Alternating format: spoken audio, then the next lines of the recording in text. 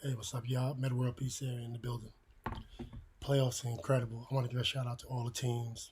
We also want to say thank you for bringing it back.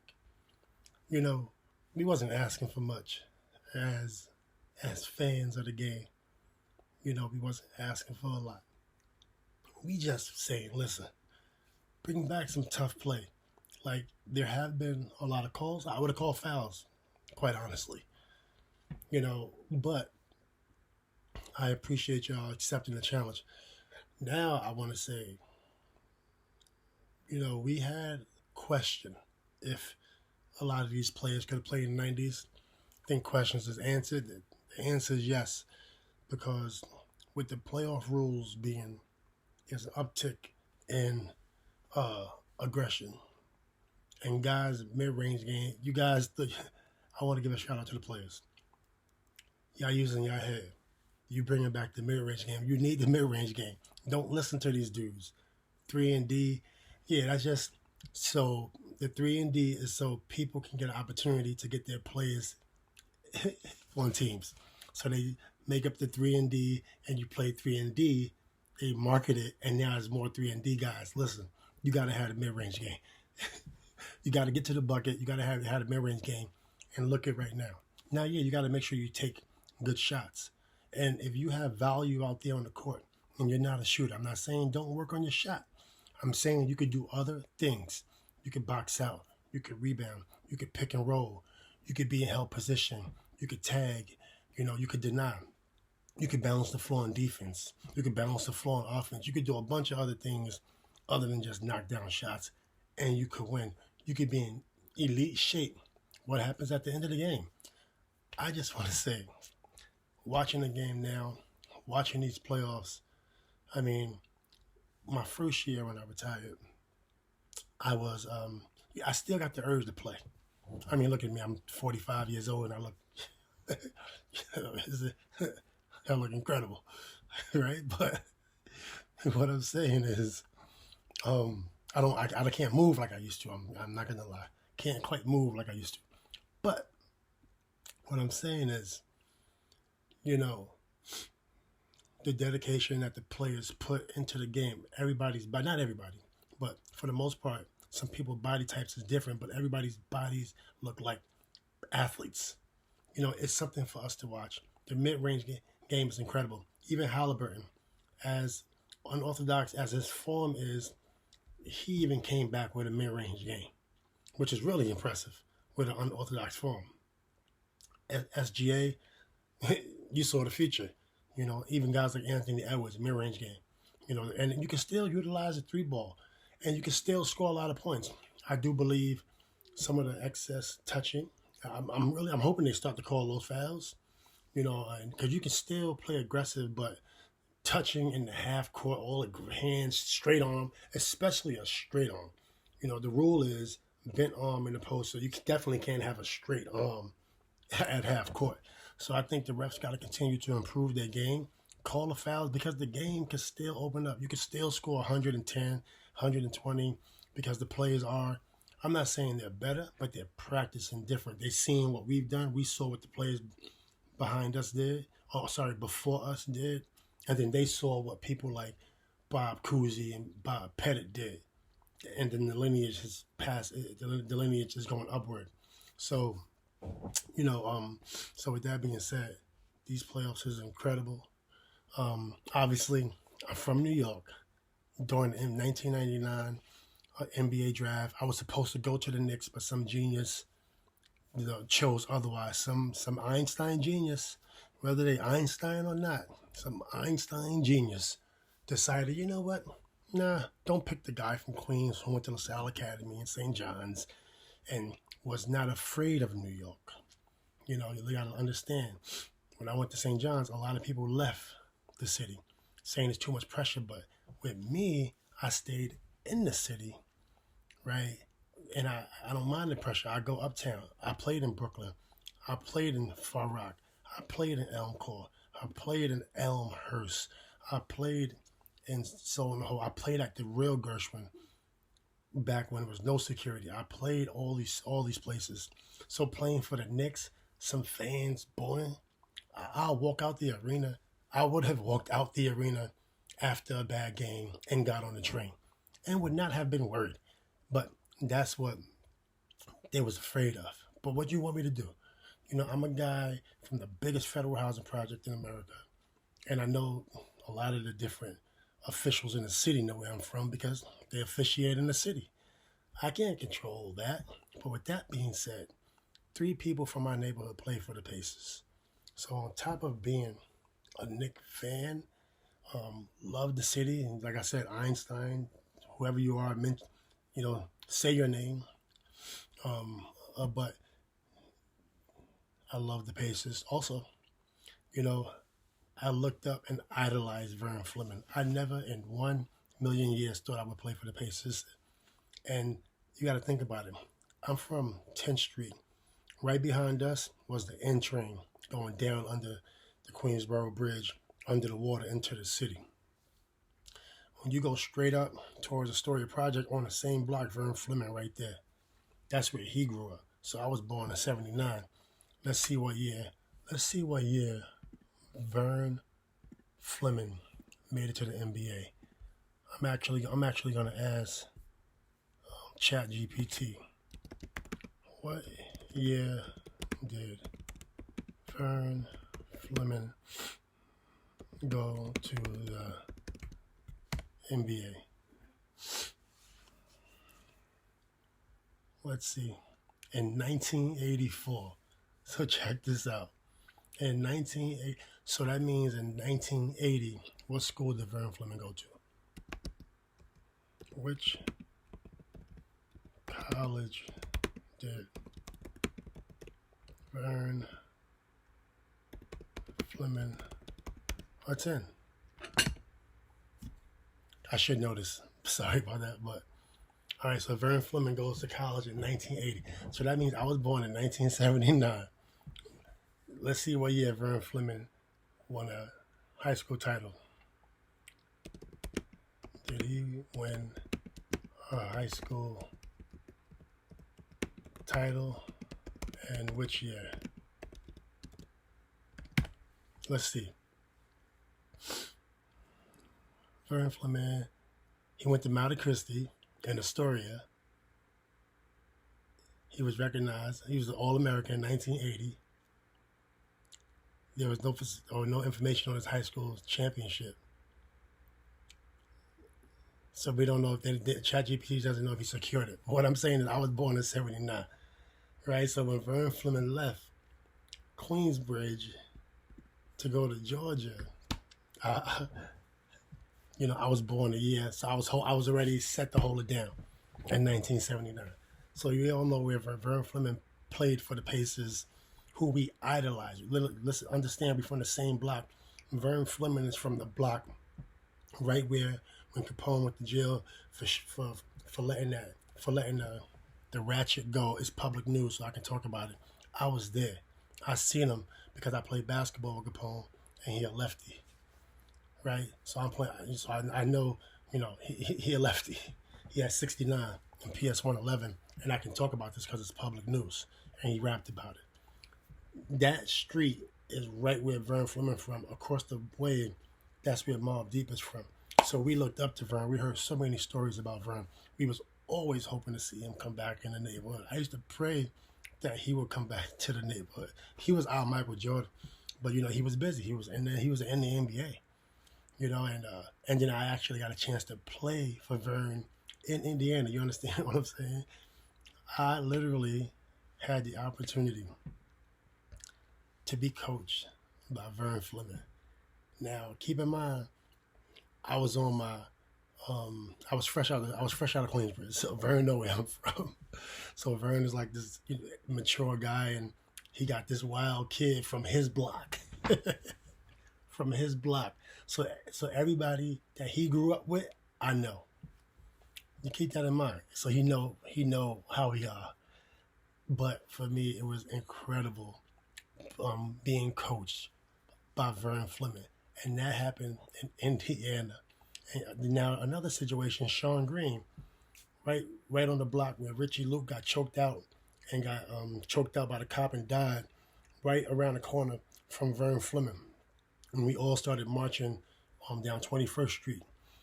We were supposed to be in school, and we got in trouble. Me and my older brother Wally, who did 10 years in jail for drug trafficking. It's public news, but he's doing this thing now. We were supposed to be at school. How we got caught? Because we was marching as 11-year-old kids, and we was on the news. We was on Channel 7 in front of the barricades. That's how we got caught at 10 o'clock at night. Really, it was 11 because they woke us up and they saw us on the news. But right there, that's where Richie Luke died from a cop choking him out. We had this one cop in our neighborhood. We call him RoboCop, a couple cops that, we love police, but not corrupt ones. And so that's where Vern is from. You go right over the hump, you make a little diagonal right. That's where Nas is from. I always mention Nas and Ma because they're the most notables. Obviously, you got people like Marley Ma and Carmack. I can go on and on. Noyd, Rapinoid, Nation, Nature. I can go on and on. Roxanne Shante, I go on and on. But that's where Sean Green is from. So now Sean Green was also another. Sean Green's a little older. Let's look at what year did Sean Green go to college? What year did Sean Green go to college? Sean Green from Queensbridge, just in case they don't know.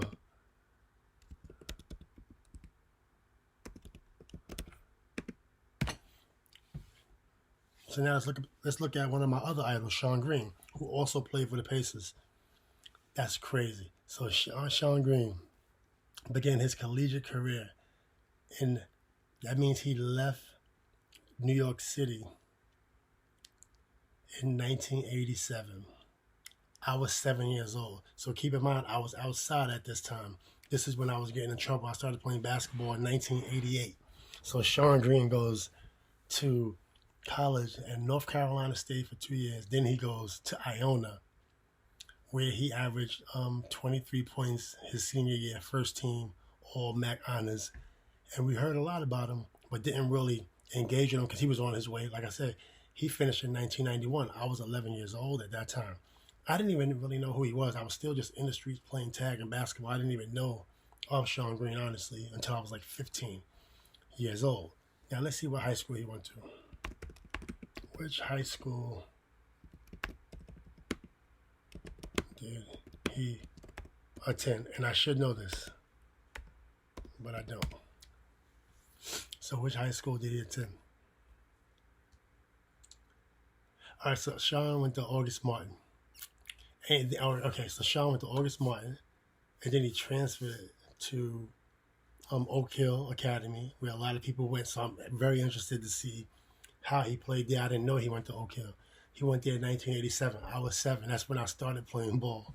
Okay, let's see what it was. So he went to August Martin. So he didn't go to like Long Island City, where everyone else was going, and it was probably good because Long Island City and that school. That's where Lloyd Newton, who was a hell of a basketball player, with that same team, not in the high school league, but he died on the court playing basketball. So now let's talk about my love for the Pacers. Metta World Peace comes to the Pacers. Y'all know I was the first one ever to represent their hood when they got drafted. If you look at the 1999 draft, when they called my name, then I went up there and David Stern was up there. We had about 2 buses from my neighborhood in the hotels, Then when they called my name, when I got in the interview, I shouted out Queensbridge. I shouted out Nas and Mobb Deep. So, people from New York know how I am. So now I'm all about the story, right? So with that being said, the Pacers. I hope I painted that picture for y'all. P for the Pacers, man. They hold a special part in my heart. Now, also keep in mind, when I was growing up in 1993, right when Live 99 came out, I never thought I would play for the Pacers. My favorite team was the Bulls. But I never wanted to see them beat the Knicks, if that makes sense. Because of who? Michael Jordan, and then Dennis Rodman, and then Scottie Pippen and them came as a fan. I always respected Scotty, and B.J. Armstrong was actually my favorite player ever. B.J. Armstrong is actually my favorite player ever, but we don't talk about him much because Michael Jordan. You know what I mean? So when Dennis Rodman got there, and then I became a huge fan, and then I also became a fan of Dennis. But so when we played the video game, I would always play with the Bulls. I'm talking about every single game. I didn't use any other team. Maybe sometimes I'll use like Mark Price. He was dope in the games. Sorry if you a little younger, but Mark Price in the video games was on fire. There was a few other players that was pretty good. But I always played with the Bulls. My best friend always played with the Pacers. He's a huge Reggie Miller fan. So when I get traded from Chicago, which is sad, I got traded on the bus in Miami, and they told me, you're traded, don't go out on the floor. And I went out on the floor, and I took my last shots in my Bulls jersey because I felt like I messed up my time in Chicago. It was all, the higher power laid it out on the platter for me. So I respect the fact that I messed that up, and that I was reflecting, just working on my game. Then they said I got traded to Indiana, and then my best friend was with me in Chicago. Keep in mind, Indiana's 3 or 4 hours from Chicago. We drive to Indiana, and we just couldn't believe it. It was like a gift to my best friend Cedric that, that I'm in Indiana. When I get there, guess who's there? Vernon Fleming. Now, before that, ideally it would have been the Knicks. I got to admit, if I was in New York City in 1999, yes, I would have been in the hood. That's for sure. I would drive back from Chicago on a Saturday, 13, 14 hours driving, and go to the hood for 36 hours, come back and go to practice the next day because I miss Queensbridge so much. I feel more safe in Queensbridge than I did on Fifth Avenue, if that makes sense. I've never had a place in New York City, with the exception when I played with the Knicks. I was older, but even when I went to even my first game, going to the Garden, I slept in Queensbridge at my boy crib, and I took the train to the game. So with that being said, I thought the Knicks, you're dealing with a different type of person. I get it, but I never understood, we would have made it work. I would have been around a lot of people, but we all know what's going on in these areas. I just happen to be a person that grew up there, and we know everybody. Yeah, you can't fault me for that. You can't fault me for having friends and being good in the city. It's not my fault. I just love the basketball. I want to play for the Knicks, and I want to go from St. John's, and I want to go to the Knicks. I won a title, and we would have won a title at St. John's, but I had to leave because I ain't had no money. So I had to get up out of there. I had no money. I remember one time I was in practice. I always stay 2 hours after practice. So I was after practice, and then I said, Coach, for sure, this is my freshman year. I said, Coach, everybody left. I don't have no money to get home. And he couldn't give me any money because of the NCAA rules. Now I'm going to say he gave me 6 quarters. I hope I don't lose my Elite 8. Hope I don't lose my Elite 8 appearance. But he gave me 6 quarters. I remember. I'm like, damn, you can't add at least 50 cents so I can go to I'm in college. So I can go to the store and buy a bag of chips. He literally gave me 6 quarters. He said, Metta, this is all I could give you. Ask Coach Frank. Ask Coach Frank. But that was okay. I wasn't thinking about anything but going back to practice again and winning the next day. We had nothing in college, with the exception of stipend. We did have some things, stipend, and some things that the college gave you. Then they would give us those credit cards. I probably got my first credit card in college, debit card with a little debt. They put me in debt early. But I say that because, the Knicks, and there's more to talk about with the Knicks. We'll talk more when I'm in a different setting. We'll do the story maybe on my podcast, on my media network, or somebody else's. But I say that because you can see the difficulty and the conflict when the Pacers play the Knicks, because I love both the teams, almost even. Now, I'm definitely a Pacer guy. I got to admit, I'm a Pacer guy for many reasons. Because one, you see how my hood is, for the most part. You can call us Queensbridge Pacers. You know what I'm saying? We might have to put a dome over our joint because in New York City you call about the Pacers, but it just so happened that's what it is. You know, we might need Trump to put the Golden Dome over our joint, but that's the Queensbridge Pacers.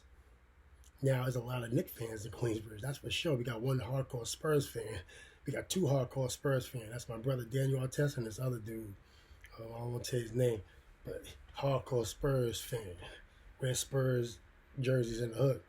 But for the most part, everybody Knicks fans. I love the Knicks. You understand? So, you know, I say that because going back to the draft, I had the Knicks shorts, practice shorts on under.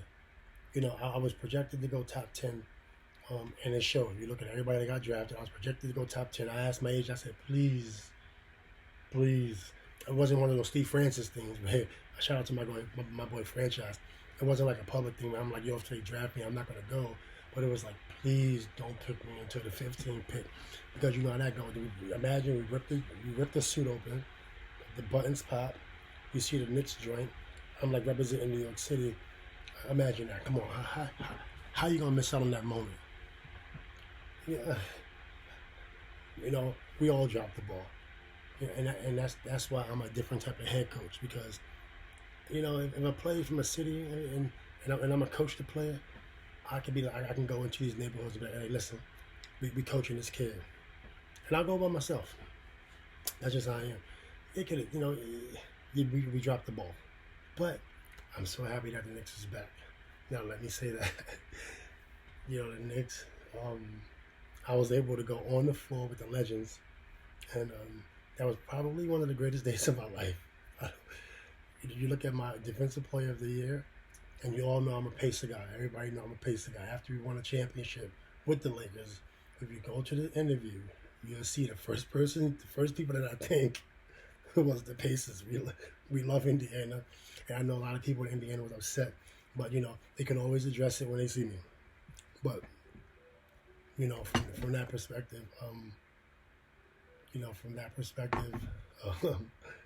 you know, so that's why we're very conflicted. Now, why am I so long-winded about this? Now, listen, I do want to see the Knicks win a championship one day, but I need the Pacers to win. You know, I said some things about SGA I think is true. I think at times he is better than Michael Jordan. You know, I mean, what you want me to say? People, what do you want me to say? The guy is a serious player. But when I look at my Pacers, and I look at our Pacers, it's just like, it's time. And that's how we feel. And as a former player, I'm a fan. You know, I'm a fan of the game. Watching these playoffs has been incredible.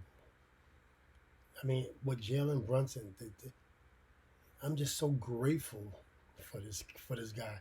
He brought back the old school game.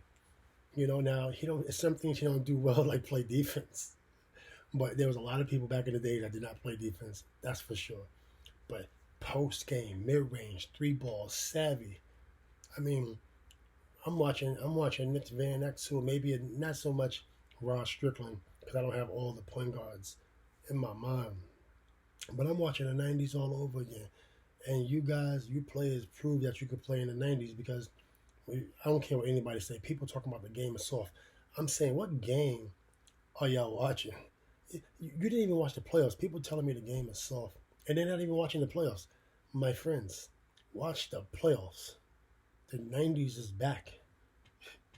And when you look at the game where the OKC had 140, you look at the game where I think the Knicks was 128, 129, you can still get off because the 3-ball, for one, when Jamison Brewer, you know, Jamison Brewer was ahead of his time. Jamison Brewer should be a head coach in the NBA. Jamison Brewer started this. Maybe he was inspired by Coach George Karl, but Jamison Brewer used to tell us, let's get the ball out and let's score, and he would be on the bench for that. This is facts. Jamison Brewer would be on the bench because he's pushing it too fast. Jamison Brewer should be a head coach for sure. We always wanted to play this style of basketball.